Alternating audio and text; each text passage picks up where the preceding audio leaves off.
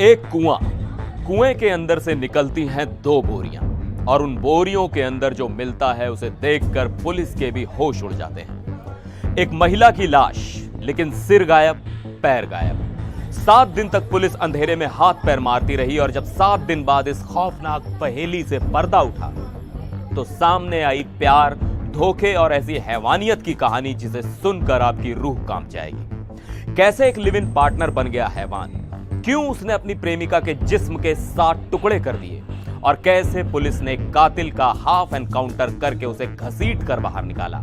आज खुलेगा हर राज। नमस्कार, मैं हूं सिद्धार्थ प्रकाश। आज हम आपको ले चल रहे हैं उत्तर प्रदेश के झांसी, जहां एक ब्लाइंड मर्डर केस ने पूरे इलाके में दहशत फैला दी थी। यह कहानी है 35 साल की रचना यादव की, जिसकी जिंदगी में प्यार कई बार आया लेकिन हर बार उसे दर्द ही मिला। पहले पति से तलाक, दूसरे पति की मौत और फिर एक ऐसा लिव इन रिलेशनशिप जिसका अंत इतना खौफनाक होगा ये किसी ने सोचा भी नहीं था। तो चलिए कहानी की शुरुआत करते हैं 13 अगस्त से। झांसी के टोड़ी फतेहपुर थाना क्षेत्र का किशोरपुरा गांव। यहां एक खेत में बने पुराने कुएं से जब कुछ लोगों को बदबू आई तो उन्होंने पुलिस को खबर दी। पुलिस मौके पर पहुंची और कुएं से 2 बोरियां बाहर निकाली गईं। बोरियां खोलते ही वहां मौजूद हर शख्स का कलेजा मुंह को आ गया। अंदर एक महिला की लाश थी, लेकिन लाश पूरी नहीं थी। उसका सिर और पैर गायब थे। पुलिस के सामने ये एक बड़ी चुनौती थी। आखिर ये लाश किसकी है? इसे किसने और क्यों इतनी बेरहमी से मारा? शिनाख्त के लिए कोई चेहरा नहीं, कोई सुराग नहीं। ये एक परफेक्ट ब्लाइंड मर्डर लग रहा था। पुलिस की 18 टीमें इस केस को सुलझाने में जुट गईं। आसपास के गांवों से गायब हुई महिलाओं की लिस्ट खंगाली जाने लगी और तभी पुलिस को एक छोटी सी लीड मिली, एक ऐसा धागा जिसने इस पूरी खौफनाक साजिश का ताना बाना उधेड़ कर रख दिया। जांच के दौरान पुलिस को पता चला कि पास के ही इलाके की एक महिला रचना यादव पिछले कुछ दिनों से लापता है। मृतका के भाई ने पुलिस से संपर्क किया और कपड़ों के आधार पर लाश की शिनाख्त की। अब पुलिस को पता चल चुका था कि यह लाश रचना की ही है, लेकिन अब सवाल था, कातिल कौन? पुलिस ने रचना की जिंदगी की परतें खंगालनी शुरू की। पता चला कि रचना की जिंदगी काफी उतार चढ़ाव भरी रही थी। पहले पति से तलाक के बाद उसने शिवराज यादव नाम के शख्स से शादी की, लेकिन कुछ ही समय बाद शिवराज की भी मौत हो गई।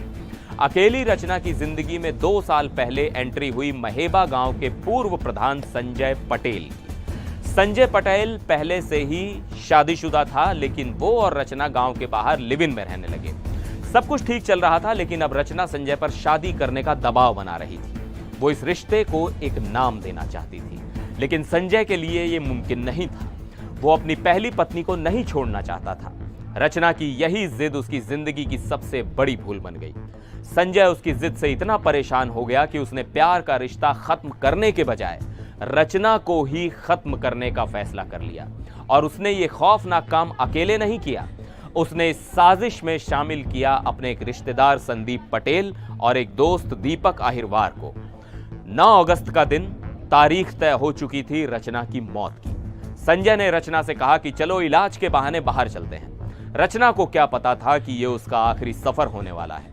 तीनों आरोपी उसे कार में बैठा कर ले गए और सुनसान रास्ते में उन्होंने रचना का गला दबा दिया। रचना की सांसें थम चुकी थी, लेकिन इन दरिंदों की हैवानियत अभी बाकी थी। अब लाश को ठिकाने लगाना था। यहीं पर दीपक अहिरवार ने क्रूरता की सारी हदें पार कर दी। उसने रचना की लाश के आरी से 60 टुकड़े कर दिए। जी हां, 60 टुकड़े। इसके बाद सिर और पैरों को अलग अलग बोरियों में भरा गया और धड़ और हाथों को 3 अलग बोरियों में। धड़ वाली बोरियों को उन्होंने गांव के बाहर खेत के कुएं में फेंक दिया ताकि किसी को आसानी से ना मिले।